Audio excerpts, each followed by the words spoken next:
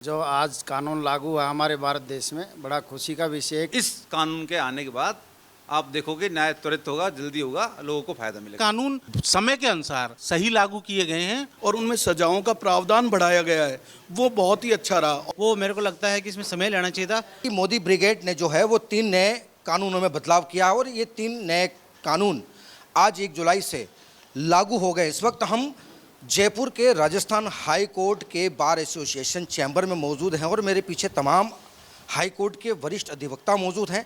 उनसे हम बात करेंगे कि जो नए 3 कानून आए हैं उनसे प्रदेश की जनता को किस तरीके से सुविधाएं मिलेगी, क्या ये कानून किस तरीके से लोगों के लिए एक संजीवनी साबित होंगे। तमाम बातों को लेकर के हमारे साथ मौजूद हैं सर। सबसे पहले मैं आपकी राय लेना चाहूँगा सर, क्या है मतलब ये शॉर्ट कम शब्दों में हम जो आज कानून लागू हुआ हमारे भारत देश में बड़ा खुशी का विषय है कि जो 1872 में अंग्रेज़ों के जो बनाए हुए कानून थे उनसे जनता को न्याय नहीं मिल पा रहा था, काफ़ी जटिलताएं थी उसमें। और आज के जो बदले हुए परिस्थितियों में परिवर्तन सृष्टि का नियम है, ये आपको भी पता है। उन परिस्थितियों के अनुरूप पार्लियामेंट ने बहुत ही अच्छे 3 कानून बनाए। पहले जो भारतीय दंड संहिता चलती थी उसकी जगह अब हमारे भारत देश में भारतीय न्याय संहिता चलेगी। और जहाँ पहले दंड प्रक्रिया संहिता चल रही थी उसकी जगह अब भारतीय नागरिक सुरक्षा संहिता बन गई है। और जो पहले साक्ष्य अधिनियम चल रहा था उस साक्ष्य अधिनियम को भारतीय साक्ष्य संहिता के नाम से, जो ये इसको प्रोसीजरल कानून है, ये तो प्रोसीजरल कानून है। भारतीय नागरिक सुरक्षा संहिता और भारतीय दंड संहिता सब्सटेंशियल कानून है। और ऐसे ही ये एडजेक्टिव कानून हमारी भारतीय साक्ष्य संहिता है, जिसके आधार पर जनता को त्वरित न्याय मिलेगा। महिलाओं और बच्चों के लिए इसमें विशेष प्रावधान बताए गए हैं।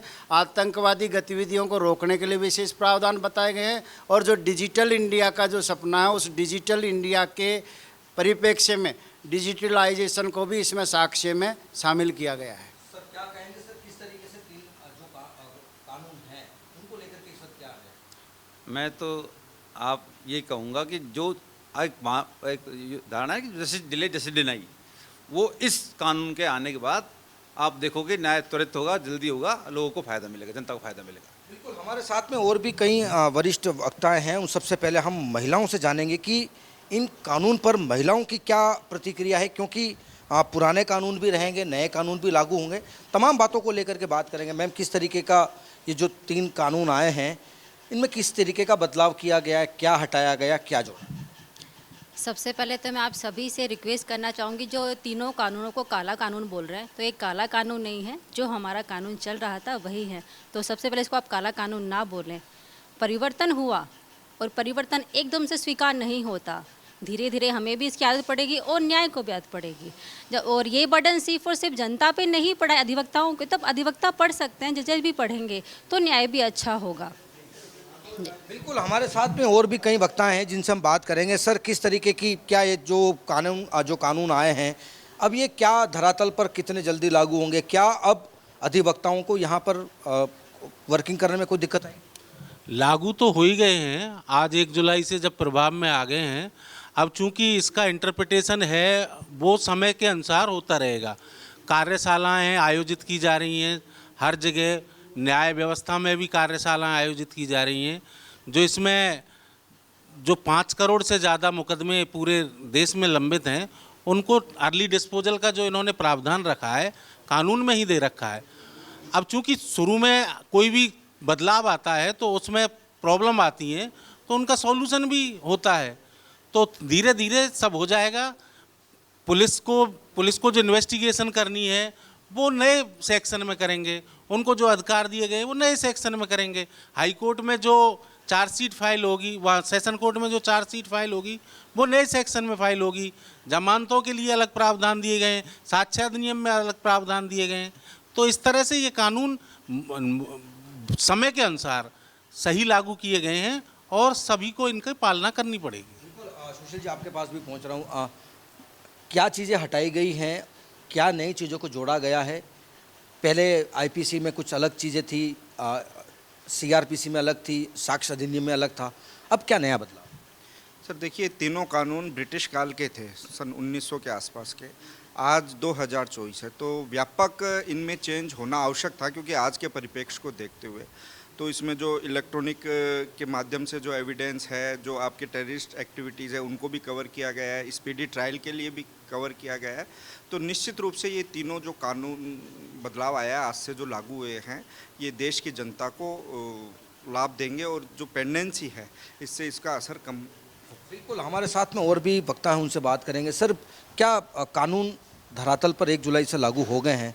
क्या उससे पहले तमाम अधिवक्ताओं से क्या इसकी कॉन्फ्रेंस या इसकी ट्रेनिंग या पुलिस महकमे के अधिकारियों को ट्रेनिंग दी जानी थी ताकि उनको आगे दिक्कत नहीं आई? मेरे हिसाब से मुझे यही लगता है कि सरकार ने इन कानूनों को लागू करने में केवल जल्दबाजी दिखाई है। उससे पहले ना तो इंफ्रास्ट्रक्चर डेवलप किया गया, ना ही प्रॉपर ट्रेनिंग दी गई, और दूसरी बात, इस जो कानूनों में कोई मेजर चेंजेस भी नहीं किए गए हैं। वो चेंज अमेंडमेंट के माध्यम से भी किया जा सकते थे, केवल धाराओं के क्रम बदल दिए गए हैं। बेसिक जो प्रोविजंस हैं वो वही हैं जो पहले कानूनों में थे। बिल्कुल, हमारे साथ में और भी हैं। मैं बिल्कुल यंग अधिवक्ता से बात करूंगा। मैम, नई जनरेशन, नई पढ़ाई, नए कानून, क्या लगता है?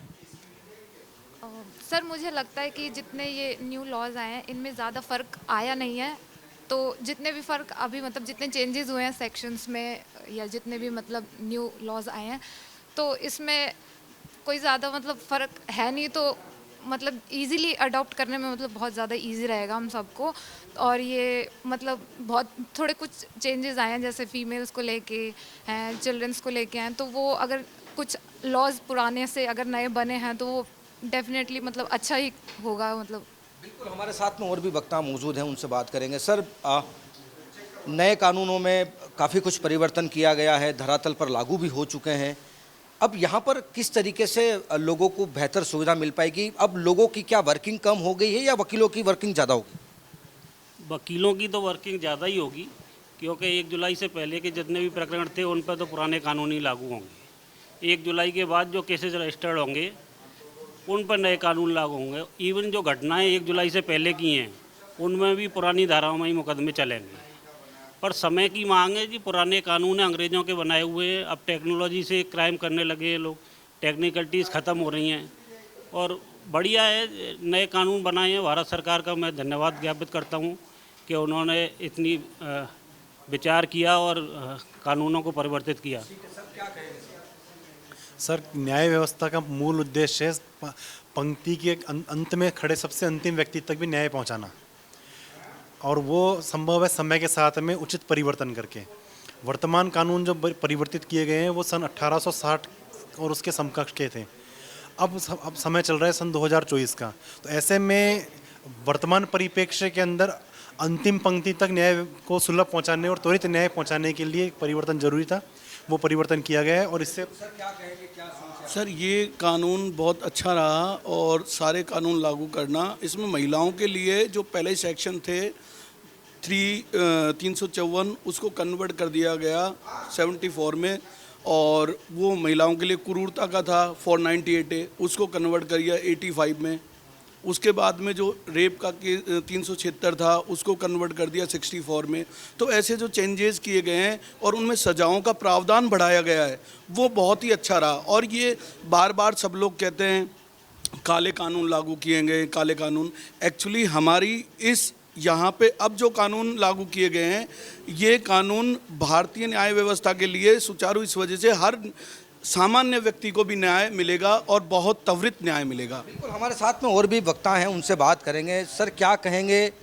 सर, क्या सोच रखते हैं?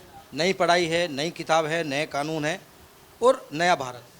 अब जब लागू कर ही दिया है तो इसके ऊपर हमें गहन अध्ययन भी करना पड़ेगा, इसे पढ़ना भी पड़ेगा। अब नए सिरे से सब कुछ शुरू करना पड़ेगा। हालांकि पहले पढ़ा हुआ है, लेकिन उन्होंने एकदम से ऐसे चेंज कर दिया, तो अब उस पर नए सिरे से भी पढ़ना भी पड़ेगा, नई नई चीज़ों को नए नए तरीके से करना पड़ेगा। बिल्कुल। सर, क्या कहेंगे? सर, किस तरीके की जो सोच रखते हैं, क्या ये कानून बदलेंगे? सही? देखिए, परिवर्तनीय संसार का नियम है। ये चीज़ तो पहले से भी लागू हुई थी और आज भी यही चीज़ देखने को मिलती है। जब तक परिवर्तन नहीं होगा तब तक डेवलपमेंट नहीं होता। परंतु जिस हिसाब से परिवर्तन जल्दी किया गया है, वो मेरे को लगता है कि इसमें समय लेना चाहिए था। लेकिन आज जो स्थिति बनी हुई है देश की, जो एजेंसियां बनी हुई हैं और उनको किस हिसाब से गवर्नमेंट ने टेक ओवर कर रखा है, उसी के परिप्रेक्ष्य में ये मेरे को लगता है जल्दबाजी में कानून लाया गया है।